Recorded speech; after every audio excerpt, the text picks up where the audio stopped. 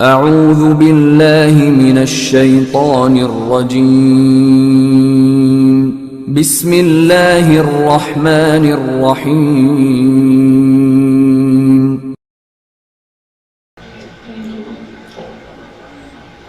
ہمارے پہلے scientific session کا اگلا موضوع ہے حجامہ اور طب یونانی کے حوالے سے،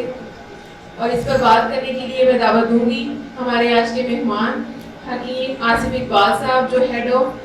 ڈپارٹمنٹ ہے college of institute medicine Hamdard university سے. Sir thank you so much for your presence and time. Please آگے آپ اس موضوع پر. چیئرمین فارماکوپیا کمیٹی ہے، اور میں ان کی گفتگو شروع کرنے سے پہلے آج اس فورم پر ایک بڑی بات کرنے جا رہا ہوں جناب منصور عزیز صاحب کی اجازت سے، کہ آپ دوستوں کو سن کر یہ خوشی ہوگی کہ آصف اقبال صاحب کی فارماکوپیا کمیٹی کی چیئرمین شپ میں نیشنل کونسل فار طب نے پاکستان کا پہلا قومی طبی فارماکوپیا منظور کر لیا ہے، اور گورنمنٹ آف پاکستان کو نوٹیفائی کرنے کے لیے ریکمینڈ کرتی ہے. انشاءاللہ وہ جو ایک بات تھی کہ طبہ کے پاس اپنا سائنٹیفک انٹرنیشنل لیول کا، میں بڑے محتاط اور ذمہ داری کے ساتھ یہ بات کر رہا ہوں، نیشنل اور انٹرنیشنل لیول کا جو فارماکوپیا ہے وہ الحمدللہ ہماری یہ 28 اکتوبر کو میٹنگ تھی، اس میں منظوری ہو چکی ہے. Thank you very much. آپ کا بہت شکریہ اور تھینک یو.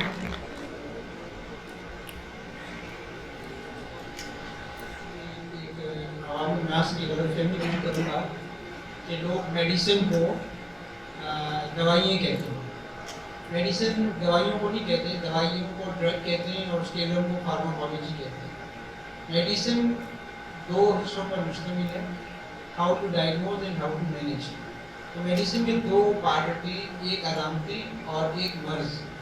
ایک کمپلینٹ ہوتی ہے جن کی ڈفرینشیل ڈائگنوسس بنائی جاتی ہے، اور ایک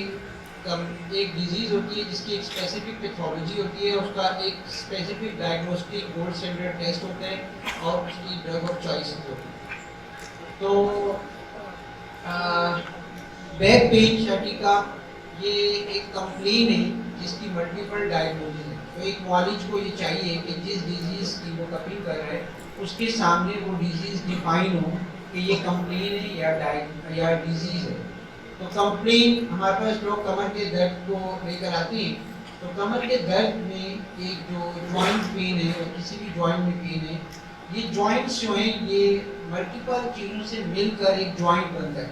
اس میں سب سے پہلے ایک بون ہے، اس بون کو ایک لیگامنٹ یا رباط کے ذریعے باندھا گیا ہے. اس کی سپورٹ کے لیے ٹینڈن اور اس کے ریلیٹڈ مسلز ہیں، اور پھر اس کے اوپر ایک کیپسول ہے، اور اس کیپسول کے اندر ایک فلوئڈ ہے، سائنوویل فلوئڈ ہے، سائنوویل ممبرین ہے، پیریوسٹیم ہے. اب ایک طبیب کی ذمہ داری ہے کہ وہ جس چیز کا ہنگامہ کرنے جا رہا ہے اس کو یہ معلوم ہو کہ یہ جو جوائنٹ پین ہے، کیونکہ ایک ریسرچ کے مطابق جو جوائنٹس پین ہے 90% جوائنٹس پین جوائنٹ کے پین نہیں ہوتے، وہ مسکولر پین ہوتے ہیں. کہ ہمارے جوائنٹ کو چاروں طرف سے سرکولر اوبلیک دی مسلز نے گرپ کیا ہوا ہوتا ہے. ان مسلز میں ایسڈ ڈیپوزیشن ڈیزیزز ہو جاتی ہیں جس کی وجہ سے مسلز میں اسپاسٹیسٹی زیادہ ہو جاتی ہے، اور اس کی ٹون یا اس کی پاور جو ہے وہ کم ہو جاتی ہے، جس کی وجہ سے جوائنٹ پہ مسلز کی گرپ کم ہونے کی وجہ سے وہ جوائنٹ آپس میں ملنا شروع ہو جاتے ہیں. اور وہ جوائنٹ جب ملتے ہیں تو وہ پین جو ہے اس کی جو پریزنٹیشن ہے وہ پین کی صورت میں ہوتی ہے، حالانکہ وہ جوائنٹ کا نہیں، وہ مسکولر پین ہوتا ہے. حجامہ کی یہ خوبی یہ ہے کہ یہ اپنے نیگیٹو پریشر کی وجہ سے وہاں، جیسے اب ہمارے ایک ساتھی نے بتایا کہ ویزو ڈائلیٹیشن کریٹ کرتا ہے، اور اس کے بعد وہاں پہ بلڈ فلو بڑھتا ہے. اور آپ جب کپنگ کرتے ہیں تو اس میں جو ایسیڈک میٹیریل ہے، جب اس سے حجامہ کی کیمیکل انالیسس کی جاتی ہے تو اس میں وہ ایسیڈک بلڈ جو ہے وہ ایسیڈک میٹیریل وہاں سے پاس آؤٹ ہو جاتا ہے، اور بلڈ فلو بڑھنے کی وجہ سے مسلس کی ٹون بڑھ جاتی ہے، گریپ بڑھ جاتی ہے، اور بون جو ہے وہ اپنی جگہ پر واپس آ جاتی ہے، اور وہ پین جوائنٹ پین ریلیف ہو جاتا ہے. تو یہاں پہ پہلے میں تھوڑا سا لو بیک پین کو لے لوں گا، اس کے بعد پھر میں اس کے کپنگ پوائنٹس کے اوپر یہ تقریباً ایک فگرز ہیں جس میں ملینز آف ملینز کہہ رہے ہیں پیشنٹس کو جو ہے وہ مس مینیج کیا جاتا ہے اور پین کلرز دے دے کے ان کو بلیڈنگ ڈس آرڈرز اور آٹو امیون ڈیزیز پہ پہنچا دیا جاتا ہے. لو بیک پین میں یہ مختلف سائن سمپٹمز ہیں. اس میں تھوڑا سا نازک کے ساتھ بس کم ہونے کی وجہ سے ڈائریکٹ ڈفرینشیل ڈائگنوسس پہ ہی جاؤں گا.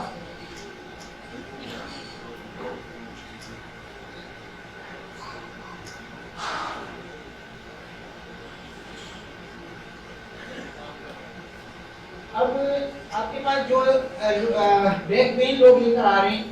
وہ اسپرین بھی ہو سکتے ہیں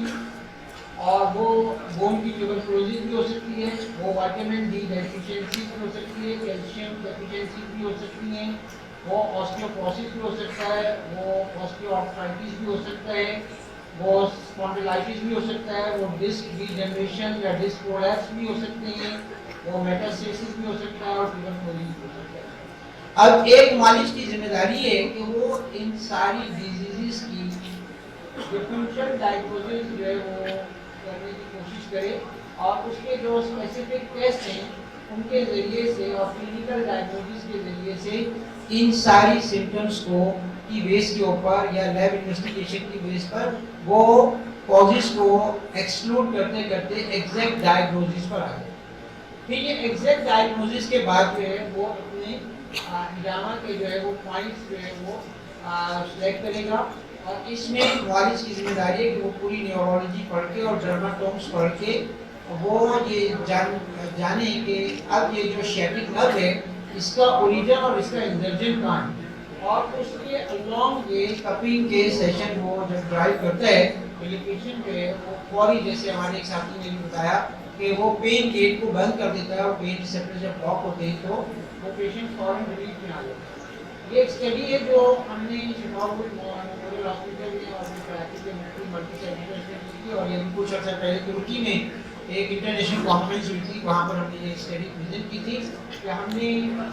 تقریباً 70% پیشنٹ ایسے سلیکٹ کیے جن کی سرجری ڈیو تھی اور ان کو کہہ دیا تھا کہ آپ کو اپنے موہروں کی سرجری کروانی ہے اور ان کو یہ بھی گارنٹی نہیں دی گئی تھی کہ اس کے بعد وہ ٹھیک ہو سکیں گے یا نہیں. تو آپ کو پتا ہے کہ موہروں کی سرجری میں نیورو سرجن بھی انوالو ہوتے ہیں, آرتھوپیڈک کے سرجن بھی انوالو ہوتے ہیں اور اس کے بعد 70% چانسز بھی سرجری کے. اللہ کے شکر سے ان لوگوں کے جب کپنگ سیشن کیے گئے تو یہ پیشنٹ جو ہیں ان میں سے 90% پیشنٹ تقریباً 8 سے 10 سال کا فالو اپ موجود ہے جو گڈ کوالٹی آف لائف کے ساتھ زندہ ہیں اور ان کو کوئی کمپلیکیشن نہیں. اب یہ ہوا کیسے کہ کپنگ ایک ڈائنامک ہے, جو کچھ کائنات میں ہو رہا ہے اس کو ہم کہتے ہیں فزکس, طبیعیات, اور جو ہیپننگ جسم کے اندر ہو رہی ہے اس کو ہم کہتے ہیں فزیولوجی. اور جو چیز قدرت کی طرف سے اس فزکس اور فزیولوجی کو لنک کرتی ہے اس کو ہم کہتے ہیں فائسس, طبیعت, طبیعیات, فزیولوجی اور ان کو لنک کرنے والی چیز ہے طبیعت. اور طبیعت کی لینگویج کو سمجھنے والا یا اس کو سپورٹ کرنے والا شخص جو ہے وہ کہلاتا ہے طبیب, physician, physics, physiology and physician. تو cupping basically cell membrane stabiliser اور ماس سیل سٹیبلائزر کا کام کرتی ہے کہ ہماری سب سے پہلے سیل انجری ہوتی ہے کسی بھی جگہ پہ جب تھرمو ڈائنامک چینجز ہوتی ہیں کہ اچانک آدمی گرمی سے سردی میں گیا ہے, سردی سے گرمی میں آیا تو سیویئر سیل انجری ہوتی ہے. جیسے جلتے ہوئے بلب میں تھوڑا سا پانی ڈالیں تو بلب پھٹ جاتا ہے. ایسے ہی جب ہم گرم چیز کے فوراً بعد ٹھنڈی چیز کھاتے ہیں اور یا ہم گرم ماحول سے ٹھنڈے ماحول میں آتے ہیں تو اسپرین ہوتا ہے, سیل انجری ہوتی ہے اور سیل انجری سے ریکٹونیک ایسڈ بنتا ہے اور اس سے پروسٹاگلینڈن بنتے ہیں اور برین میں جا کے تھرموسٹیٹ کو ڈسٹرب کرتے ہیں اور ہمیں پین فیل ہوتا ہے. تو جتنے اسٹیرائڈ ہیں یہ ریکٹونیک ایسڈ کو بلاک کرتے ہیں, سیل انجری کو نہیں روکتے, اور جتنے نان اسٹیرائڈل اینٹی انفلیمیٹری ڈرگز ہیں یہ پروسٹاگلینڈن کو انہیبٹ کرتے ہیں, سیل میمبرین سٹیبلائزر کا کام نہیں کرتے. لہٰذا مریض آ کے کہتا ہے کہ ڈاکٹر صاحب جب تک میں دوائی کھاتے رہتا ہوں میں ٹھیک رہتا ہوں اور جیسے میں دوائی چھوڑتا ہوں تو مجھے پہلے سے زیادہ ورم, درد اور بخار ہو جاتا ہے. تو ہم نے سیل میمبرین کی انجری کو بلاک کرنا. تو سیل انجری کی 4 بڑی کازز ہیں: increase of dryness, increase of hotness, increase of moistness اور انکریز آف کولڈنس. तो पहला सीजन नेचर ने ड्राई बनाया, खिजा और बहार, जनवरी फरवरी मार्च। ये जब एक्सट्रीम पर जाता है तो ब्लीडिंग डिसऑर्डर करता है, तो नेचर इसको हॉट कर देती है। और हॉटनेस जब एक्सट्रीम पे जाती है तो सेप्सिस होता है, इन्फेक्शियस डिसऑर्डर्स होते हैं, नेचर इसको मॉइस्ट एंड कोल्ड कर देती है। और मॉइस्ट एंड कोल्ड जब बॉडी में बढ़ता है तो बलगमी रतूबात बढ़ती है, नज़ला होता है, और उसके बढ़ने से भी फालिज, दमा, स्पास्टिसिटी होता है, तो नेचर इसको ड्राई कर देती है। तो अब ये जो हिजामा की इतनी किस्में जो अल कानून ने लिखी हैं, वो इन्हीं कवानीन के तहत लिखी गई है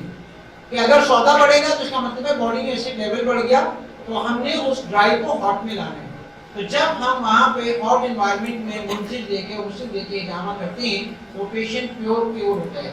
और हॉटनेस के अंदर सफरा पड़ा हुआ होता है, तो जब हम सफरा की तादील करते हैं मुख्तलिफ उसके मुंसिल देके और उसके बाद फिर हम वेट कपिंग करते हैं तो हरारत गिर जाती है। अरब लोग थे, रेत पे रहते थे और वो गर्म चीजें खाते थे ज्यादा, वहाँ पे ऊँट और बकरे का गोश्त बहुत ज्यादा, दुम्बे का गोश्त खाया जाता था, खजूरें खाते थे जिससे में हिद्दत बढ़ जाती थी। तो उस हिद्दत को हिजामा हजम या इक्वलाइजेशन से निकला है कि उसको बैलेंस करना, बैलेंसिंग से निकला है। तो जब वहाँ पे हिजामा किया जाता था तो हरारत गिर जाती थी या नॉर्मलाइज हो जाती थी और वो पेशेंट जो है वो प्योर हो जाते थे। तो जब भी हिजामा को हम सुन्नत समझ के करें, अल्लाह ताला ने अकल के 100 हिस्से किए, 99 हिस्से अपने हबीब हज़रत मोहम्मद सल्लल्लाहु अलैहि वसल्लम को अता किए और एक हिस्सा सारी दुनिया के इंसानों को तकसीम किया। और उनके इशारे में इतनी ताकत है कि जब चांद के 2 टुकड़े हो जाते हैं तो उनकी उस कहने में कितनी ताकत होगी जो आपने जो बुखारी और मुस्लिम में लिखा है कि कितनी बार आपने कितनी डिजीज में सहाबा को जामा एडवाइस किया। लिहाजा जहाँ मामला अल्लाह के हुक्म और सुन्नत का आ जाता है वहाँ पे एक वालिद को और तबीब को ये चाहिए कि उसका एहतराम करते हुए और उसको उसके अंदर महारत हासिल करे, उसके इल्म को कामिल तौर पे हासिल करे और ताकि वो मरीजों की सही ट्रीटमेंट कर सके। मैं एक बार फिर इस सिम्पोजियम के ऑर्गेनाइजर्स का, सलीमी साहब का, पीटीसी का और सारे आप शुरका का शुक्रिया अदा करूँगा कि आपने मुझे मौका दिया। और एक बार फिर मैं अपने बुजुर्गों का भी शुक्रिया अदा करूँगा कि यहाँ तशरीफ लाए और इतनी अच्छी गैलरी अरेंज की। बहुत शुक्रिया, जज़ाकल्लाह।